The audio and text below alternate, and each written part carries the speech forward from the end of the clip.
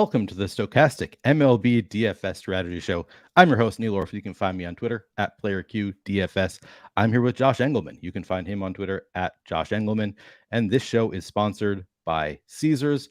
We're going to talk about the fantastic deal from Caesars. I know Josh has already been talking about it on some videos this morning, but we have a great deal. Does not go live until noon Eastern, so you can't access it just yet if you're watching this live. But if you're watching this later in the day and you have Caesars available in your state, you need to take advantage of it. There is a fantastic deal going on at Caesars. I will tell you more about that a little bit later on. While you're coming to, please do like the video, subscribe to the channel if you haven't already, and hit that notification button so you can get alerts when our shows go live. If you have not yet signed up for the Stochastic Hall of Fame, or attempted to, if you want to get into the Stochastic Hall of Fame, go to stochastic.com/avatar, download that avatar, make it your avatar on DraftKings and FanDuel, finish in the top 3 of a contest of 5,000 or more. Tweet it at us. You can get into the Stochastic Hall of Fame, where you're going to get a free month of Stochastic Plus Platinum. You're also going to get a shout out from Lofty in the Hall of Fame segment. Check it out if you haven't already. I'm here with Josh, as I said, and Josh was just complaining to me before the show that it's only 50K up top tonight. As I told Josh, that hasn't really been a problem for me yet this year, but Josh has been just absolutely crushing. So the difference between the 100,000 to first, 50,000 to first, that's pretty important to you, isn't it, Josh? It's important to me. You know who it's probably more important to? Tom Kennedy, who went back-to-back in the relay throws a couple of days ago, and had definitely picked up another one earlier. I think he's got 3 in August at a minimum. So it might bother me, but I'm guessing it bothers him even more. How are we going to convince Tom to start doing content? I mean, if you, Bellman, and Tom, like the 3 of you have just won everything this year in MLB, so we need to have just a rotation of you 3 guys. Really, is what we need to have going with the MLB stuff, because you seem to have figured out how to win this year.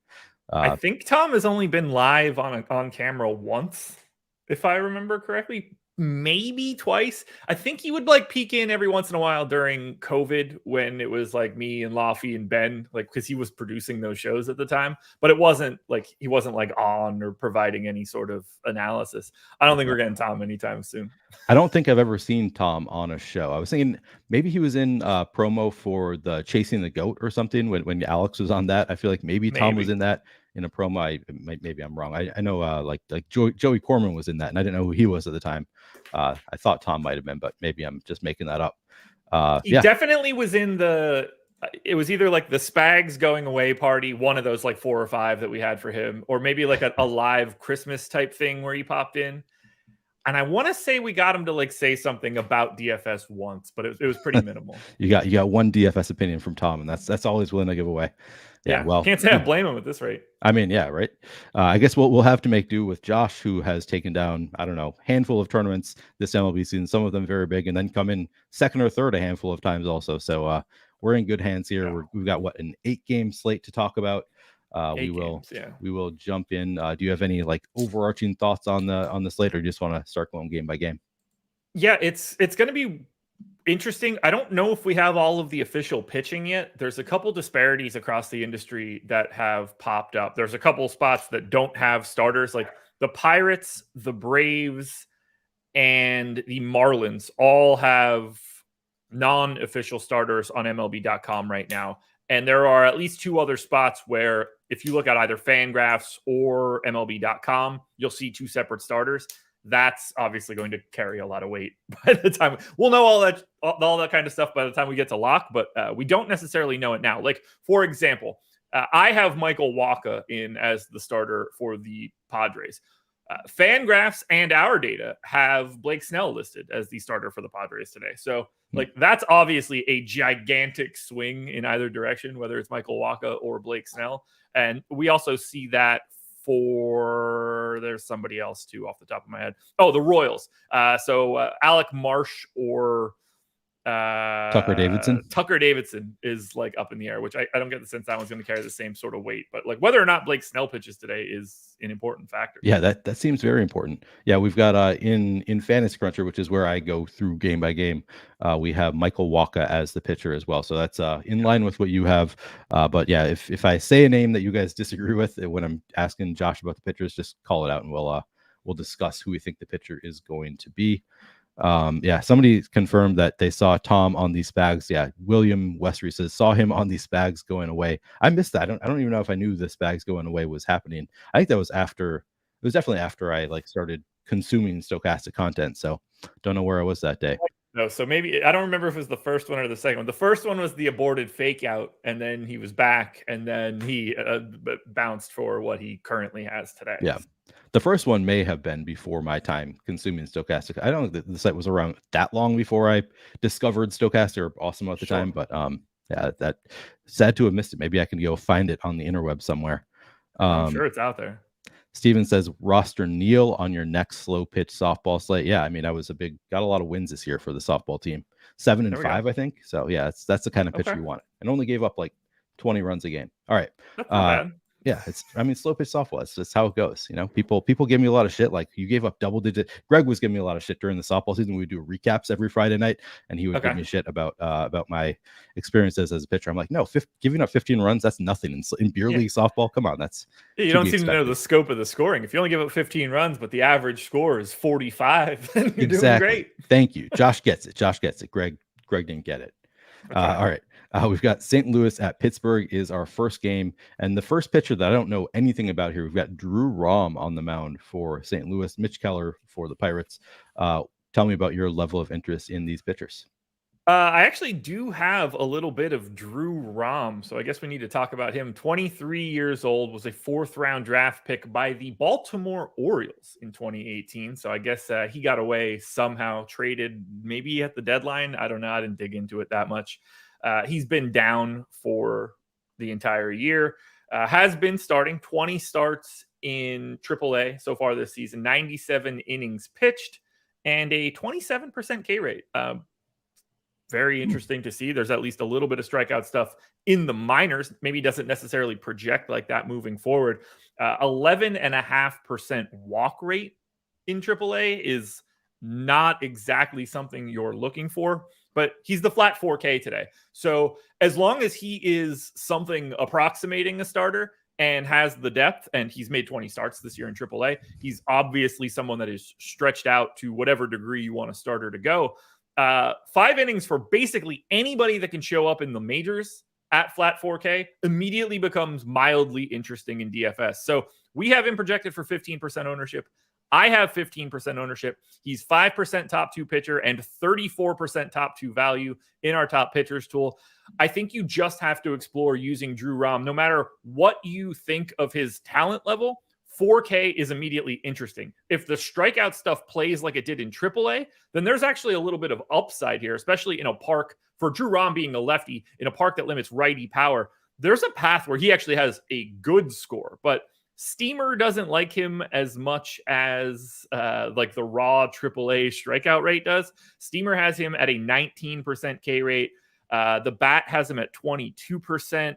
There's not a lot of like high level projection out there right now for Drew Rom, but you don't really need it with his salary. Yeah, that's seems like a good play at that salary.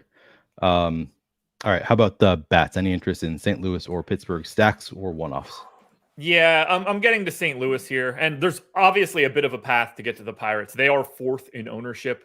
We have them 5th in top stack and 1st in top value. If I'm honest here, I'm not going to dig too much into top stacks and top pitchers because we have particularly top stacks. When we have ambiguity in the top stacks tool, or when we have ambiguity in starting pitching, our top stacks tool gets a little bit wonky. And I think Drew Rom being a complete rookie is tweaking this a little bit. Like I like the Pirates today, but I don't think they're the 5th top stack of anything that exists. I do agree with the value. I mean, these guys aren't expensive. The value piece of this, there's nothing to change here, but I think this will settle a little bit differently. Like when I ran my top stack, I have the Pirates 13th out of the 18 teams today, not 5th. That's a pretty sizable gap. And I think we see that change as the day goes on, but they should get some ownership as a value option. They've got some MPEs. You're facing a rookie with no experience in the majors. That is a spot you want to target from time to time, but I prefer the Cardinals side, and our top stack tool does as well. Now, this is the highest owned team on the slate. They are number 1 in our stack score. They're basically number 1 across the board, and I don't really disagree. I have them 3rd. I have them as the top value. The Cardinals side of this one, outside of Goldschmidt and Arenado, very, very cheap, and those two guys should carry the price tags that they have. I've got 15 5-man stacks of the Cardinals. So this is a team that I likely want to be at a minimum neutral to, because I'm not really all that worried about Bailey Falter on the opposite side.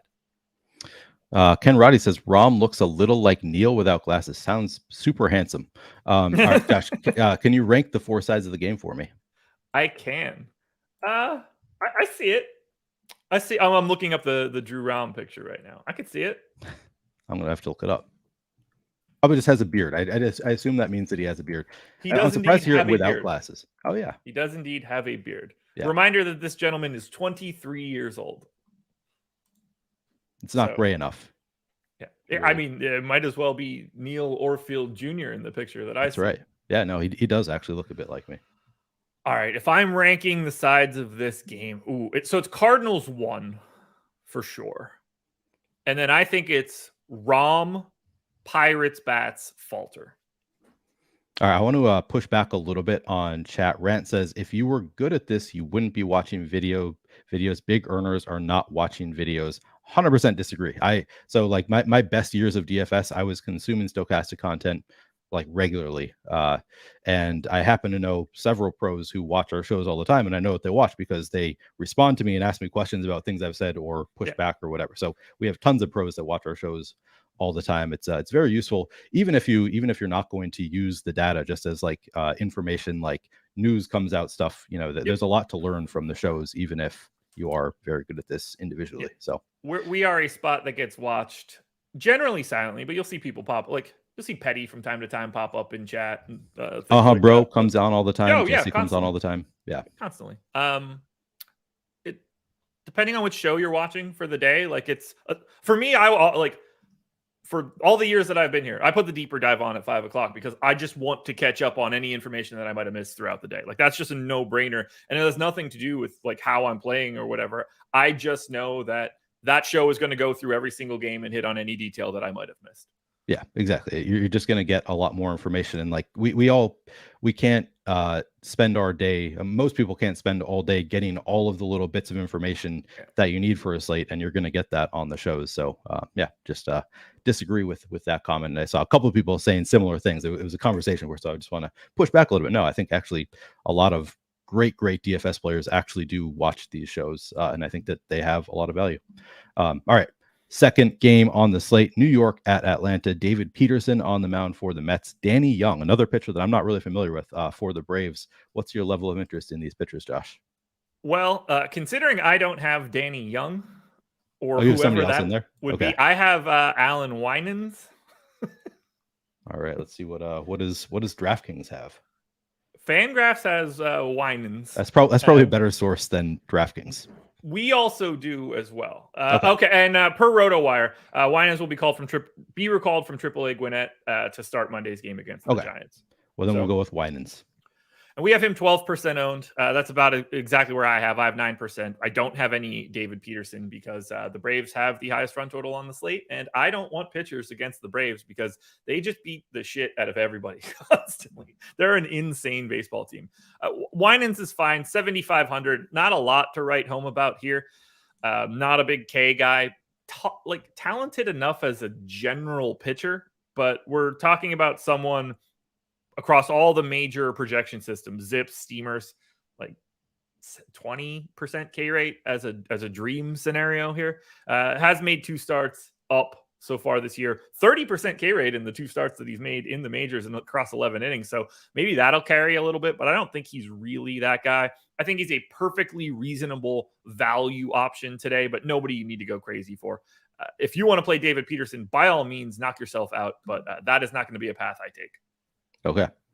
What about the bats in this game? So the Braves are the number 1 stack in our top stack tool, which I think they might have just got tattooed on their bodies at this point because they're just that team. Basically always. It's going to take a very specific situation of ultra high-end starter or crazy pitcher's park for them to not be first or second. Now, they're always going to be worst in value too, generally speaking. I have 12 5-man Brave stacks. They're 9% owned. That's 5th in the aggregate. They're 5th in our stack score.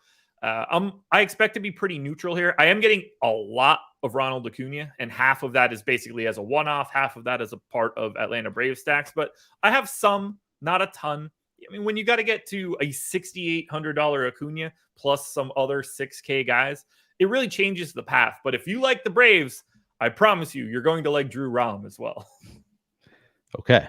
Yeah. So yeah, that seems like Drew Rom easily will make you allow you to pay up for the Braves. Not a shock, as you said, that the Braves are going to be the top stack once again. I'm guessing that's going to hold by the time lock comes around too. Like that's not something that's going to be changing throughout the day. Most likely the Braves are just so good. They every night. I guess, I mean, St. Louis isn't far behind in the top stack pool, so maybe they're contenders to overtake them, but they're going to look good. How would you rank the four sides of the game? Let's see. And by the way, if you want Mets bats, I think they're like a perfectly mid-tier stack for today. Nothing to talk about, but they're also not bad. So your mileage may vary on what you want to do with New York. You don't think that they've given up on the year? There was some chatter that the Mets don't care anymore. I think they're just going to show up for 2 months, just kicking rocks, not giving a shit, as if that's at all how this works. Braves bats have to be one. No way around that one, I think. Winans 2, Mets bats 3, Peterson 4. All right. On to the third game of the slate. We've got Boston at Houston. James Paxton on the mound for the Red Sox. Christian Javier on the mound for the Astros. I did see somebody earlier was saying, can we talk about how bad Hunter Brown was yesterday? Yeah, Hunter Brown was bad yesterday. Is there anything more to say about that? He was certainly very disappointing yesterday. What are you going to do? All right. I didn't enjoy it. Yeah, I didn't enjoy it either. I definitely played some Hunter Brown in my underdog lineups, but I had like 45% or something. So obviously not off to a great start. Okay. Yeah, that's rough. Was it you? Somebody else said, thanks for shouting out the Toronto bats yesterday. Were you big on the Blue Jays yesterday? Were you doing content yesterday? Contenders videos. I don't know where I had them ranked. I was basically like neutral to the field. I think I had like 15 5-mans or something like that. I think I got like 4 or 5 top 1%, but I didn't have anything that was in like major contention. That's a lot of top 1%. Yeah, like when I look at that, it's just like, all right, I had a good day, and the pieces weren't where I needed them to be. Yeah. Like that, if I do that every day, I'm the best DFS player on the planet. That's the kind of perspective that is easier to have when you've had the kind of season that you've had, where you have won some of the time too. When you get up there, it's harder to feel that way when you are getting up there and they're just never winning. That was the NBA for me last year. I didn't like this year. I've a couple wins. Twice second and third at the same time. Ooh, yeah, that's rough. All of that in the NBA would have been fifth, sixth, and seventh at the same time. And it's just like the difference between those two scenarios are staggering and really hurt your mind. But like if you put 3 in the top 150, just you look at your day and you think, oh no, I lost a lot of money. If you maintain that pace, you're the best DFS player on the planet. Yeah, exactly, because it's going to hit some of the time. But it still is. It's brutal when you get in the top 5 and don't win. Like when you have a split, people don't understand. Like, oh, you won $25,000. What are you complaining about? You got second. And it's like, yeah, there's a huge difference between 25,000 and 100,000. And even if it was a good day in terms of profitability, it's still just like if you are maxing out, especially like you need to get that top spot some of the time. So it's it can be painful, but it can. All right. It can. It was pretty like. Friday went really well for me. Shipped the night slate and dumped most of that back on Saturday via MMA and golf and baseball. Like MMA, I lost all of my money in MMA within the first 25 minutes of the card. I didn't have the first fight, which was locked, and then I had 50% of the girl that dominated the second fight but scored 0 fantasy points. I was done and dusted. A card that I really desperately wanted to watch all day, and it was just over. I think it was like 2 of my biggest stands on the take were being overweight on Miraz and then underweight on Silva in that first fight. So it was just like, okay, my day is essentially over after that first fight. Yeah, that was like, don't tap out for one more second, and like the entire slate just changes, and I have live lineups. Was it 59 seconds? Is that how long the fight went? I didn't even see that. Oh gosh, I was screaming at my TV. I'm so happy it wasn't like 3 or 4 fights later, because I probably would have had like 3 more beers. Right. Yeah, that's I would have been pretty upset if I were watching it too. So oh well. All right. Javier Paxton, any interest there? Yeah. Javier is the guy that I'm getting to more. I don't love that just because I feel like I never get this dude right. I don't know what it is. Maybe it's Christian Javier that's the problem and not me, but I don't know. Red Sox bats are obviously good. Astros bats are obviously good. Javier lately, last 3 starts, 2 strikeouts and 4 2/3, 3 strikeouts and 5, 4 strikeouts and 4 2/3. It hasn't been a great stretch lately. Here are his xFIPs over his past 5 starts: 6.5, 6.5, 7, 4.5, 7.3. He has gotten bludgeoned this season. 523 xFIP on the year is a bit problematic, but he's 7,100, and that's really the issue here. He's just become like, he's a really weird dude from a pitching perspective.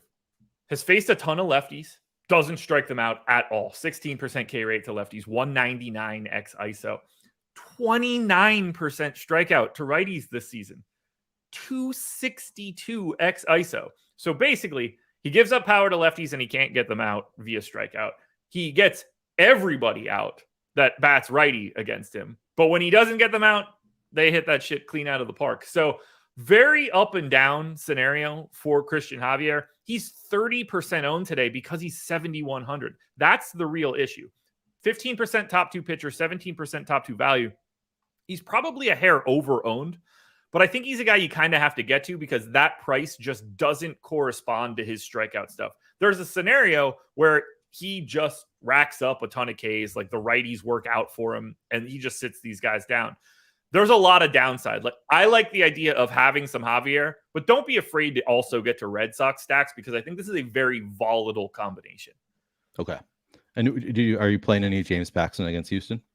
I don't have much. 8,300 is like, he's probably slightly under-owned at 10%, but the matchup against Houston is certainly not a fun one. The Astros are ultra talented. A lot of power in the lineup, a lot of righty power in particular. It's not like Paxton has problems with righty power, but righty power is going to be the thing that gets him. He also does strike out lefties a little bit better and limits lefties a little bit more. I don't mind getting to Paxton, but I find it a little bit more difficult. What about the Astros? So I have 8 5-man Astros stacks as of right now. We have them 8th in top stack. I had them 9th. I'm spot on our data. 3.8% aggregate ownership. I have a little over 6. I don't mind having a little bit more Houston because the raw talent is there, but I don't really see myself getting to a lot of Houston just because of Paxton. If I were going to take a weird stand, I'd be way more likely to get to a stand on Boston against Javier. The ownership would help. His volatility would just help. So if I were ever like in a 150 scenario to get different, I like the idea of going to the Red Sox. I'm a little bit over the field. I don't have a giant stand on it, but that would be the one that makes the most sense to me. How would you rank the 4 sides of the game? I mean, I think it has to be Javier. Like, if he's 30% owned, then I think that's sort of the one. And I'm getting it too. Whether or not I want to is probably the different question. So let's say Javier 1.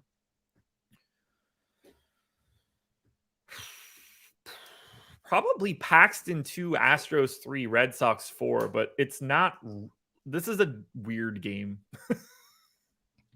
Glenn Smith says that you ranked the Blue Jays number 1 yesterday, so you had them ranked at the top. So that worked out for anybody. Yeah, I'm happy about it.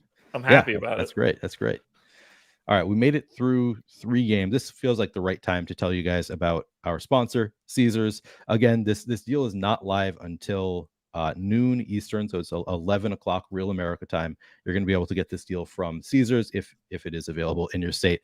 $50 to get $250 in bonus bets. You do not see that very often. You see a lot of, $50 to get $50, $100 to get $100 for deposit directly, whatever you deposit. Not very often that you get $50 into $250 in bonus bets, which is what we have from Caesars now. It's going to be split into, so you deposit your $50 or play your $50.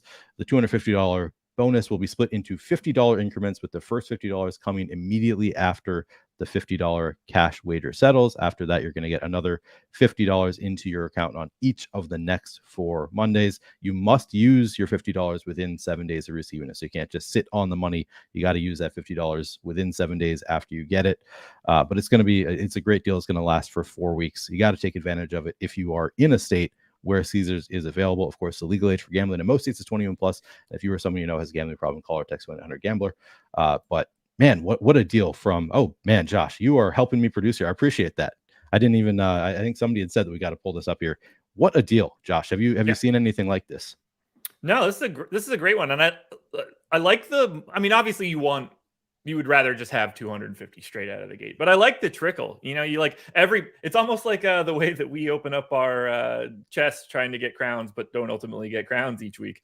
I like the idea of just having an extra $50 every Monday to like screw around for the next 4 weeks. So you'll get 50 immediately. Every Monday for the next 4 weeks, it gets you another 50. You got to rip through that 50 for the week or turn it over at the very least. But great deal, especially for the start of the NFL season. Build yourself up a little bit of a bankroll. I know you're excited for the NFL season, Josh. I'm excited for the opportunity to make the money on the large prize pools. NFL has not traditionally been my sport. I think that's going to be a little bit different this year. I've got a lot more on my side.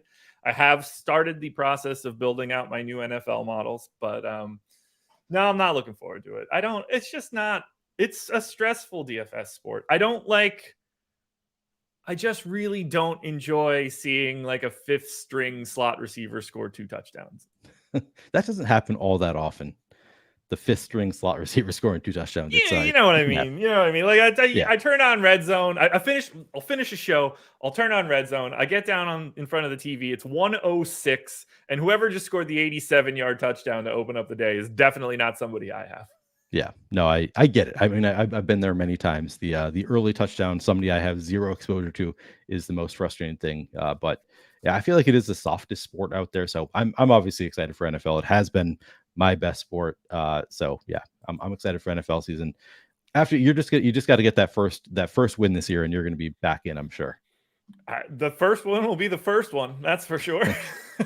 NFL's death for me. Yeah, I mean, there's a ton of variance. I was gonna say it's tough, but like it's tough in the sense that the fields are enormous, and then there's a lot of variance. It's tough to get to the top of the enormous field, but certainly I'd say the softest, like the most casual players of any sport, like baseball. You're not getting a ton of like extremely casual MLB DFS players, or I mean, you do get some with NBA.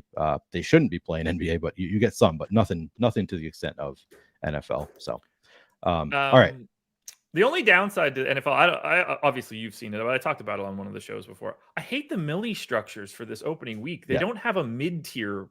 Like, where's the $20 millie? It's $5 for 1 million plus entries. So we're talking about. I might as well just go buy Powerball tickets at that point for that one. And the other one is a jump up to 100, which like I'm certainly not maxing that. That's I'll have a panic attack before the day ends. The $20 millie is just like perfectly set up there. And just doesn't exist for sure. Try and make it 20. What if you want it to be 25, whatever, 20, 25, something in that range. But the 5 to 100 jump is insanity. I would guess that's just I feel like they did that week 1 last year too, where they had the $5 millie. Like it might just be like because there are so many people that are interested, especially at that price point, before people realize like, oh, it's actually impossible to win this. It's like, oh, $5, I can turn it into a millie. Like everybody gets super excited about it. And then I think as the season goes on, they do up the buy-in and decrease the field size. So I think it's just a week 1 thing. If I remember how things have gone in the past, I could be totally wrong about that. So. But yeah, I would like a slightly higher buy-in also. The contest for week 1 looked great though. A lot of awesome single entry 3 max type stuff. Sure. Is really, really nice prize pools. That is the tough thing for me with NFL is like there are so many contests that are so appealing to me that I'm just like, well, I want to do that one. And it's like $40 single entry to win 200,000. It's just like there's a million that look really appealing to me, and it's hard not to just like fly through your money, just burn through. All of a sudden your bankroll is all in play, and it's like, oh, I could just still play the afternoon that has another 200 up top. Exactly, the afternoon slates are amazing, and then the showdown slates are great. It's just like nonstop great contests for NFL. So it's you can lose a lot of money quickly if you're not careful. All right, next up we've got Seattle at Chicago. Luis Castillo on the mound for the Mariners. Touki Toussaint for the White Sox. What's your level of interest in the pitchers? Certainly interested in Luis Castillo. Maybe not the best strikeout spot in the world, at least based on the projected lineup. Like if Elvis Andrus is hitting leadoff, he's just not a guy that strikes out a lot. And that really does limit the overall ceiling because he's going to be the guy that sees the most plate appearances. 28% K rate to lefties for Castillo, 26% to righties. The big problem for Castillo and what this park is going to do to him is a little bit troublesome. 228x ISO to lefties this season for Castillo. He obviously has the big time ceiling from a strikeout perspective, but lefty power tends to give him a little bit of trouble. 110 park factor to lefties in Chicago. The issue here then is Lou Bob is a righty. He's got the big power. It's Gavin Sheets that's probably the trickiest guy here for the White Sox because Andrew Vaughn hits righty. That's where you're looking for power. Moncada will hit from the left side, but doesn't have as much power. So he's getting a good setup from the White Sox. If the lineup that I have today is the lineup that ultimately plays against Castillo, he's in a good spot. Lefty power could have been really troublesome here. So I like the idea of getting to Castillo. 22% owned, 23% top two pitcher odds seems to be properly owned.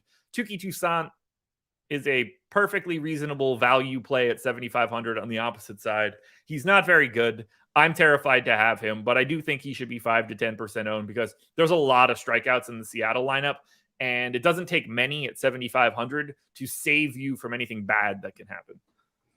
What about the bats in this game? Any interest? Did I turn off a overlay or did you turn off the overlay? I did not turn off. I did. I did turn off the overlay. Okay. There were reasons. There were reasons. I know. Never mind. I know why you did it. Yeah. I know why you did it. I thought I did it when I unshared the graphic, and I just want to make sure I didn't screw anything up. But I also know why you did it, so that'll work too. It's fine. Everybody knows who we are. Yeah, right. So yeah, don't play a lot of Toussaint. Play 20% of Luis Castillo. You'll feel pretty good about that. Okay. And how much interest do you have in the bats in this game? So yeah, bats are interesting. Big time run total on Seattle. They're 4th in top stack, 8th in top value, 3rd in aggregate ownership.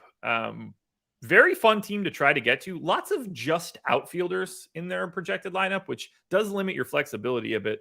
But $5,900 Julio Rodriguez is 17% owned. He's going to be very popular on today's slate and should be in a situation where you get to take on Tuki Toussaint in Chicago. Sure. The rest of this lineup, you're getting 11% ownership to Eugenio Suarez. You're getting 11% ownership to Teoscar Hernandez. I think these guys should be getting some ownership. I'm in agreement with where they stand. I do find them to be a tad over-owned. I only have 10 5-mans of Seattle.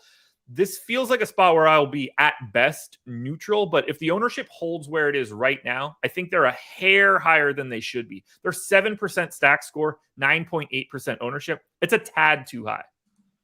Okay. Yep. That's exactly what our top stacks tool shows. So totally in line with your stuff there. How would you rank the 4 sides of the game? It's got to be Castillo, Mariners, White Sox, Toussaint. Yeah. I can go either direction on White Sox or Toussaint. If there's more lefty power in Chicago's lineup when it comes out, that's a bad thing for Castillo here. But for right now, my assumption is they don't have that. Obi-Wan says Josh prefers soccer over football. Is Lionel Messi like the LeBron of soccer? Like who would you compare Lionel Messi to? Okay. Perfect. In terms of stature, that comp is fine. And then so it's as good as it gets at the top of any sport. Okay. So then I'm just trying to think of so it seems like people were shocked that he came to play in the US. Would it be the equivalent of LeBron going to play in China or something? Yeah, probably. It's money. It's money. He gets to own parts of businesses, the team. He gets a fat bag of cash just by default. Obviously, promotion wise, the media aspect of it all is fantastic for him. And he just is still really good. I don't want to say that he's at the top of his game because that would be a crazy statement to make. But it's just like LeBron right now. He's still aggressively elite playing against really good people. If he didn't make this move and was still playing in Europe somewhere, he's still at the top of the league in general. To go to the MLS, he's just nuking everything. And it's not surprising at all. See, I didn't know that players could be as good as he has been in MLS. I know that the competition is worse, but I didn't realize that it's bad enough that he's just absolutely dominating. Like I didn't know that was possible in soccer in general. So I was a little bit surprised to see how much he's been crushing it already. It's pretty impressive. Yeah, it was really a no-brainer, honestly. He's too good. Yeah. And he's like the perfect kind of good because he's a connector of all things too. So he's definitely the type of guy that he's the tide that raises all the boats. Yeah. Yeah. And the team is doing well too then, I would assume. I think they're rolling through it. Admittedly, okay. I don't watch a ton of MLS, but I'm quite confident that they have been quite good since he's been starting. Yeah. He scores every game, so like that certainly helps. Right. Yeah. Like in games that are typically low scoring, you just get one guy who scores every game. It's gonna be a difference maker. Yeah. All right. Next up, we have Cincinnati at Los Angeles. Graham Ashcraft on the mound for the Reds. Lucas Giolito for the Angels. What's your level of interest in the pitchers? I mean, Lucas Giolito to me is the best pitching option on today's slate. We have him at 21% top 2 pitcher odds. I have it quite a bit higher. He's only 9,300 today. I find him very interesting to get to just from a price perspective. And I think there are a lot of strikeouts to be had in this Cincinnati lineup. Outside of TJ Friedl in the leadoff spot, a lot of big time strikeout rates projected at least on McClain, De La Cruz, Will Benson, Tyler Stevenson. Now for Giolito, kind of like Luis Castillo, major problems to lefty power. TJ Friedl has some power, but he's not like a power guy. Ellie De La Cruz will obviously be a little bit tricky. Joey Votto will be a little bit tricky, but this feels pretty similar to that scenario for Luis Castillo, but Giolito's $1,000 cheaper, and that helps. And I don't find the Reds to be like aggressively talented, future talent maybe, but not present talent. So I'm very happy to get to Giolito. I am much higher on Giolito than we are. He's 36% owned. That is the high mark on the slate, basically tied with Paul Blackburn, who we will get to in a bit. I'm actually going to pull that up right now to see what is Lucas Giolito's strikeout prop, because I think that's probably a big time distinguishing factor here. Mm-hmm. I have it at 7.3. When I usually have like this big of a disparity between my top 2 pitcher and the sites, my guess is that I have Lucas Giolito projected for more strikeouts by a sizable margin than what we have as a prop. So his prop is over under 7.5 strikeouts. Under is juiced -140. So I had him at 7.3. I think I'm probably a couple tenths of a strikeout high based on that line, which would bring him down slightly. But I think with the price, with the matchup, being at home, this is the spot I want to be. But there's a little fear. Once you get to 36% ownership, there's a little fear because he still is Lucas Giolito, a guy that has given up a bunch of power. All right, what's likelier? Ellie De La Cruz out of the league in 4 years or Hall of Fame? Oh, out of the league. Out of the league. Not close. Maybe I should have made that harder. I just want to make you say something controversial because I know people love their Ellie De La Cruz, and I know you've been on the Ellie De La Cruz is overrated bandwagon, which I think Adam and Greg are both on as well. I honestly don't have a strong opinion on Ellie De La Cruz, so just had to ask because I know people are going to disagree with you. No, I mean, he could just as easily like pull a Ruggs or something like that and just not be able to continue his career. But that's a good point. It's guys like that. It happens naturally in everything. It happened. I got into this stuff during Anthony Edwards' rookie year. You can't borrow from the future to analyze the present. Like just because you say someone like isn't a high level all NBA or like all-star in the moment doesn't mean they don't also still project that way, but you just don't normally start off your career like Mike Trout being the best guy in baseball from the moment you showed up. So like we could project him all we want, but I don't think how good he is in 2029 carries any weight for me on whether or not I think he's good right now. Stephen Lewis says Josh does not need help saying things that are controversial. Yeah, that is a good point. Ricky says, you mean more likely? I don't know what I said that he's disagreeing with, but all right. How about the bats in this game? I don't think you talk specifically about your level of interest in Reds or Angels bats. The Angels are currently my most exposed team today.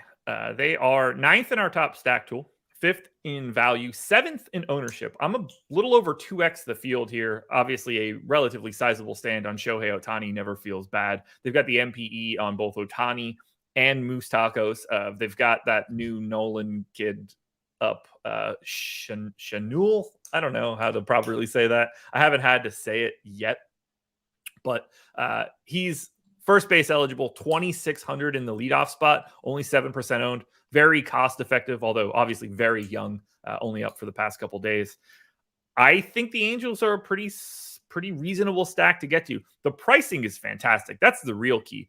6,700 for Ohtani with the MP. 6,700 for Ohtani. You don't care. The price is fine.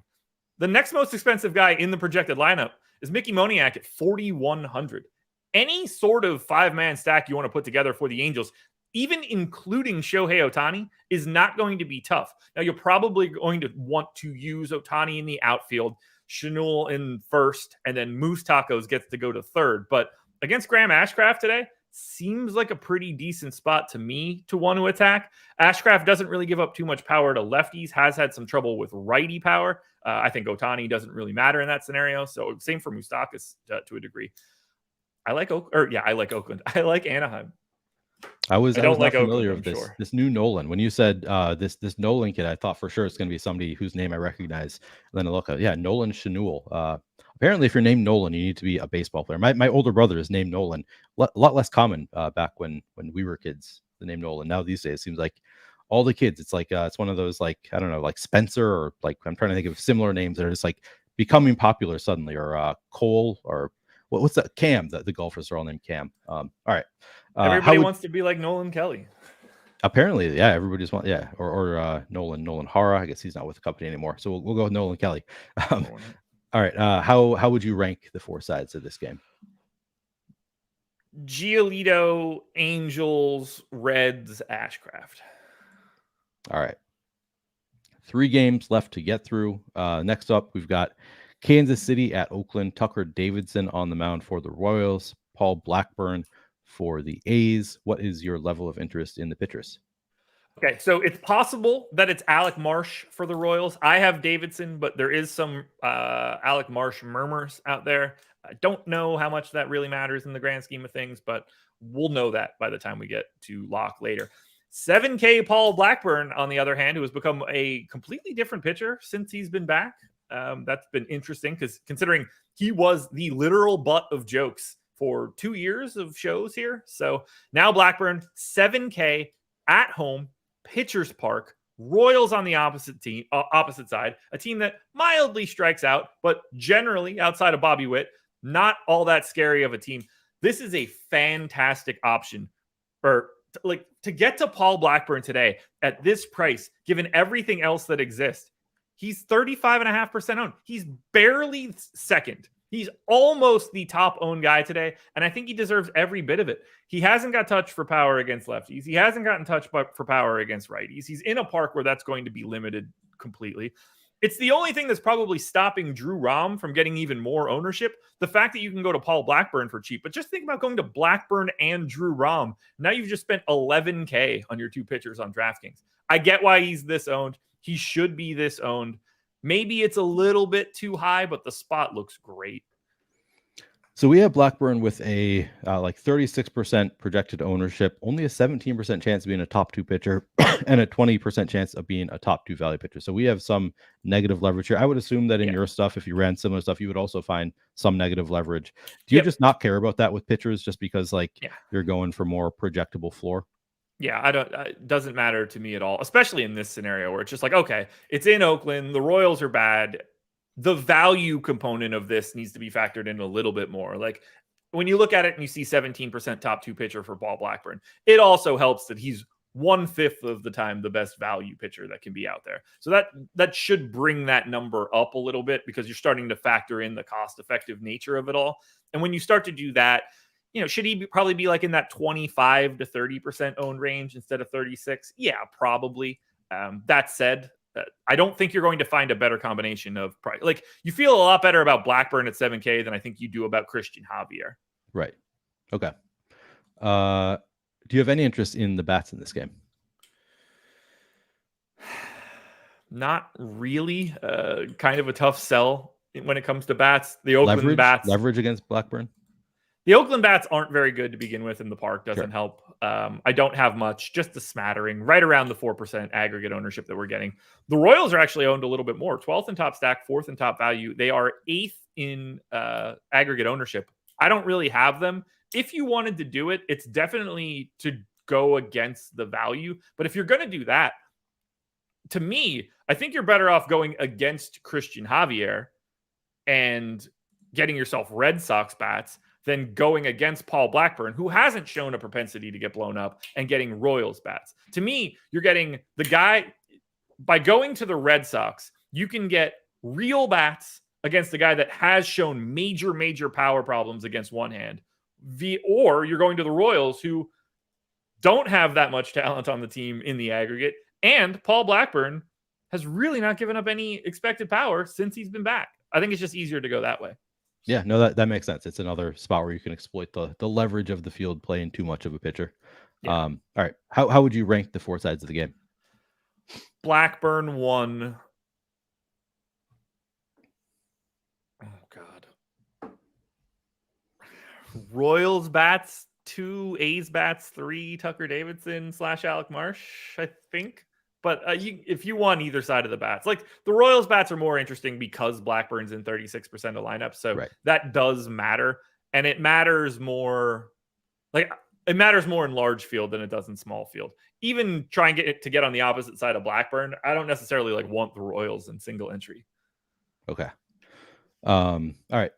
We two games left on the slate. First, let me tell you guys about the lineup generator. If you've watched our shows, you're probably familiar with the lineup generator at this point. If you follow me on Twitter, I do a review of what the lineup generator is showing me 6 days of the week. So if you check back later, I'll be putting out a video closer to lock than right now with what the lineup generator is giving us at that time. But it's a fantastic tool. Every single lineup you get in the lineup generator is going to be a long-term profitable lineup. They've been run through the stochastic sims.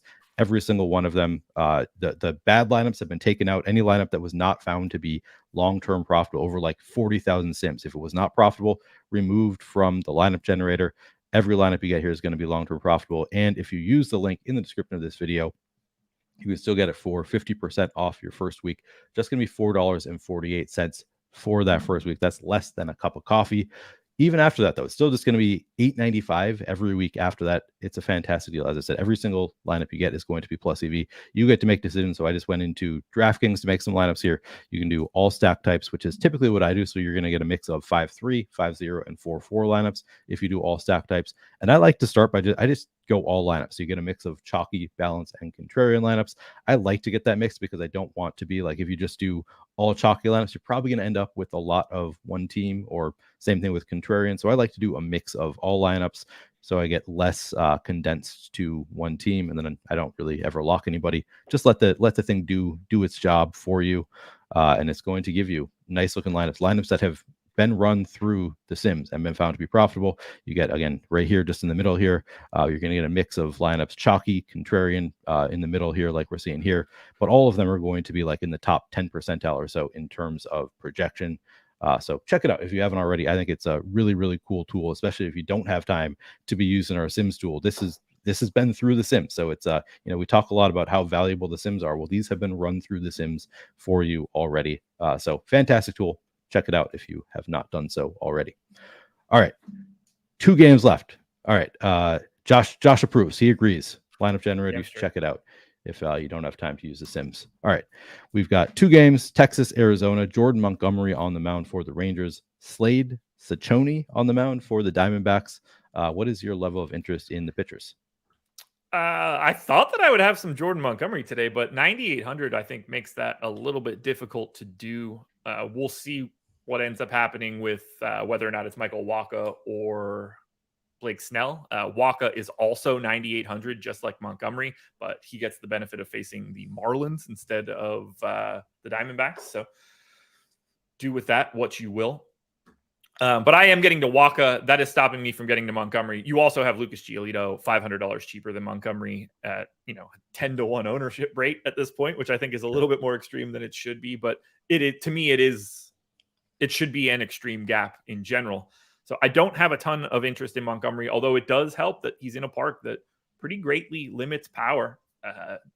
That's a good thing, I guess. but he just doesn't project all that well. It's not a great strikeout matchup. If Marte is leading off, he's one of the least likely guys to strike out in a leadoff spot. And Montgomery's only striking out 22% of batters. So it's just not that interesting. Slade on the opposite side here against the Rangers. The park helps. It does help to limit at least a little bit of the power. So there's that. He's 5,600. We do already have a shit ton of value, whether it's that 7K range of Javier and Blackburn, whether you're going all the way down to Drew Rom. So he has had a little bit of trouble in the 66 pitches that he's thrown against lefties. They have had no problem striking him deep into the seats. Righties in the 89 pitches that he has thrown so far this season have been less awesome. He's not a good pitcher or anything. You probably shouldn't get too much. If you get 5% of Slade, go for it. Not a priority. I don't think either pitcher is a priority here. I am more likely to get to the bats. All right. Good segue there. I don't even have to ask you the question. You can just lead right into it. All right, so I guess we got to start with the Rangers. They are second in ownership. They have a massive run total. They're third in top stack, ninth in top value. Probably a hair over-owned. I have 19 five-man stacks of the Rangers at this moment.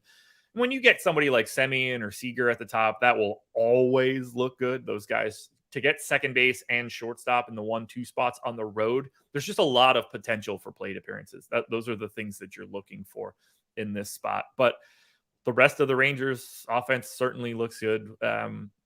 Slade hasn't had much success anyway, but whether it's Nate Lowe, whether it's probably not Travis Jankowski if he's in the lineup, but Garcia, Garver, Heim, lots of power here for Texas. Probably could transcend the park a little bit. 88 park factor to righties in Arizona, 85 to lefties. So it does limit the true trouble, but I think Texas probably doesn't have much issue with it. Oddly enough, I do also have some of the Arizona Diamondbacks. This is a spot no one is getting to. They are 14th in top stack, 10th in top value, 14th in ownership at just 3%. If I'm being honest, I don't really know why it's happening other than what I think is the obvious. This is what I think is causing me to get to 23 five-man Diamondback stack, about 11% in the aggregate. So we're talking like 3+ times the field. Here's why I think that's happening. Jordan Montgomery is a lefty pitcher. We are projecting 8 righties in the Diamondbacks lineup. Now, that doesn't necessarily help from a park factor perspective, but Jordan Montgomery against lefties this season, a crisp 0.085 x ISO. Against righties, it's 172. If you want to add in previous years, it all sort of matches. If he's ever giving up any power, it's going to happen to righties. Lefties just get stopped in their tracks. So if you're planning to get to Jordan Montgomery, it's probably going to be the righties, whether that's Marte, Pham, Christian Walker, Gurriel, Kyle Lewis. Lots of power at the top. Take your chances with Corbin Carroll if you need to in a lefty-lefty spot. I think the Diamondbacks are mildly sneaky just because of it fits the Montgomery situation perfectly. I wish it were a different park. If this were in Texas, it might look a lot different. But I do like the Diamondbacks if you want to get sneaky. Okay.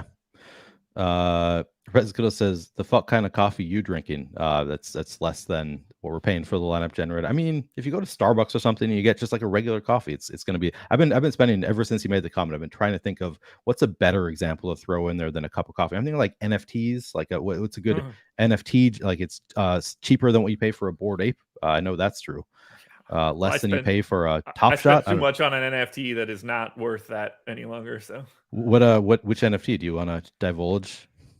I bought a V-Friend at the peak of everything. Oh no. Yeah, no, I mean I lost a lot of money on NFTs. So across the board, like every type, Top Shot, Bored Apes. I made money on Bored Apes, but I don't mind the V-Friend one so much because I don't see Gary V going anywhere. So I think there will be a lot of utility to like slowly chip away at it in the future. I also bought 3 Curio cards for way too much at the peak. Yep. And that immediately tanked and is in the dumpster. So that was like a 95% loss at a 5-figure investment. The dumbest one that I bought was there was Invisible Rock or something. Like there was some like picture of a rock. That one sounds like you should get got. Here's the thing. So there is like a picture of a rock that went for like $1 million or something. And then somebody came out like, and it was like, I can't tell if this is a joke or what's going on, but with Invisible Rock. And it was just like a blank piece. I forget what it was exactly, but I bought it for like, I don't even remember what I paid for it, but like, let's say 0.1 ETH. And then at one point, here is the dumbest thing that I've ever done. It got up like past like 1 ETH is what it was selling for. So like I could have made thousands of dollars on the stupidest investment of my lifetime. But I was talking to the guy who convinced me to buy it was like, no, it's going to go up way more. And I was like, at that point, I was like, I mean, I've been following the NFT market. That makes sense. Like it might go up. And in retrospect, I'm like, how did I not sell when I could have made a lot of money on the stupidest investment of my lifetime? But it was just, things were just so weird at that time. Like everything was just skyrocketing constantly. And we all, most of us got, anybody who got in at the wrong time got pretty bad. So I bought my main curio card at the peak of it all. I think it ended up being like 15K, and I think it's worth 1,500 at best now. Yeah, that would make sense. But that's at least one like stung. Yeah, I'm pretty sure that the Invisible Rock was just a meme the whole time, and like, and there was the idea was, well, memes tend to, for some reason, people love their memes, and they like meme stocks skyrocket all the time. Yeah. But anyway, enough about NFTs. These are painful memories for us. All right. Did you rank the Texas game already? That would be Rangers bats, Diamondbacks bats, Montgomery Slade. All right. Final game of the slate. We've got Miami at San Diego. Sandy Alcantara on the mound for the Marlins. Michael Wacha for the Pods. What's your level of interest in these pitchers? Well, if it's Michael Wacha, I have mild interest. If it's Blake Snell, right. I might also have interest. Blake Snell would be some sort of price tag that I'm guessing is quite high. Where do we have it? Blake Snell is 10,600 if it's Snell. He would be the highest top 2 pitcher odds on our site.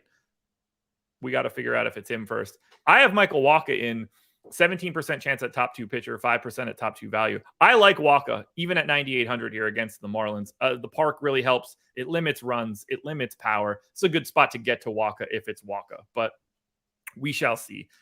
This is one that for right now, I'm expecting it to be Wacha, but I'm not going to put anything in stone. It's Michael Wacha on MLB.com on the probable pitchers table, but okay, they'll tell us later today. So it's really hard to dig into that one in terms of like which guy you should play, but you should like Wacha or Snell, no matter which one it ends up being. You probably shouldn't be playing Johnny Cueto on the opposite side if that's who's going for the Marlins, no matter what. Okay. So you would play regardless of whether it's Wacha or Snell. You're going to have some interest. You're probably not going to have interest in Wacha. Yeah. Interestingly, on like we have completely different on DraftKings. It shows Snell and Ryan Weathers as the pitchers. We've got Michael Wacha and Sandy Alcantara. Yes, on Miami does not have a pitcher listed on MLB.com. Okay, so we just don't know. Well, I think I'll be It's been a weird day. We're getting to that part of the year where it really starts to become like a pain in the ass for pitching and betting lines in the early morning. Honestly, I don't remember this in past years.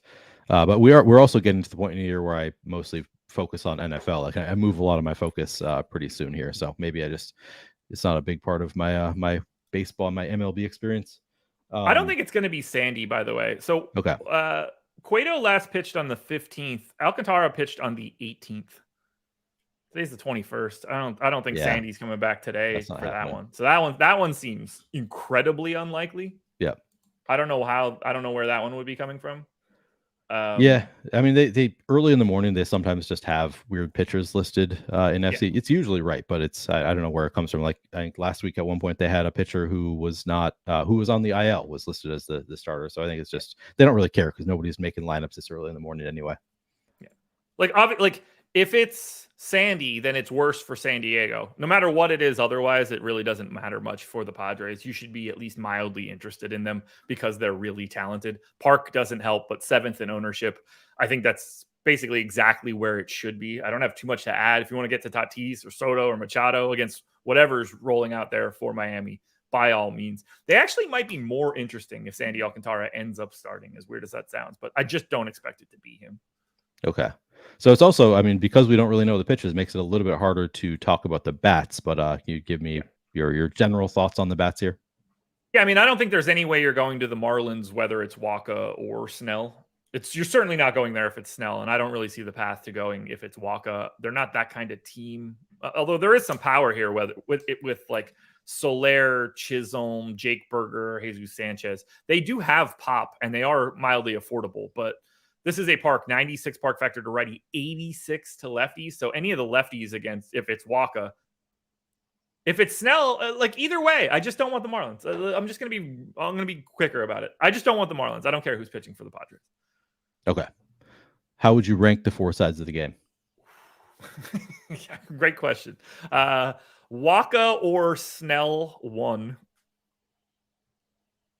Padres bats 2. Marlins bats 3. Whatever is pitching for the Marlins 4. Okay. All right, we made it to the end of the site. So one thing that Adam and I started doing, and I think you and I are both going to be on shows later because we are extremely short staffed this week. You're going to be seeing a lot of me and Josh throughout the week on various shows. So maybe we'll do this again later, but we might as well do it now as well. So I do 3 favorite stacks, 3 favorite pitchers, and then we'll each give a home run pick. So starting with favorite stacks, who are your 3 favorite stacks currently on this slate? Okay, stacks that I have the most of as of right now. The Angels, the Diamondbacks, and the Rangers are my 3 most exposed stacks. Okay. Pitchers, Giolito, Christian Javier, Paul Blackburn. All right. Do you have a home run pick ready to go? I can. Let me just filter. Let's see. I'm going to look at my top 10 that I have right now. Okay. And I'll pick somebody that isn't like someone you should just immediately get to. Oh, see, the only rule that we set was no Coors. Like outside of Coors, you can take anybody. So I'm never going to take like Ohtani or something like that. That feels like cheating. Let's do, I think I like this one. Let me make sure that I do. Okay. Yeah, I'm willing to go with this one. Give me Tristan Casas.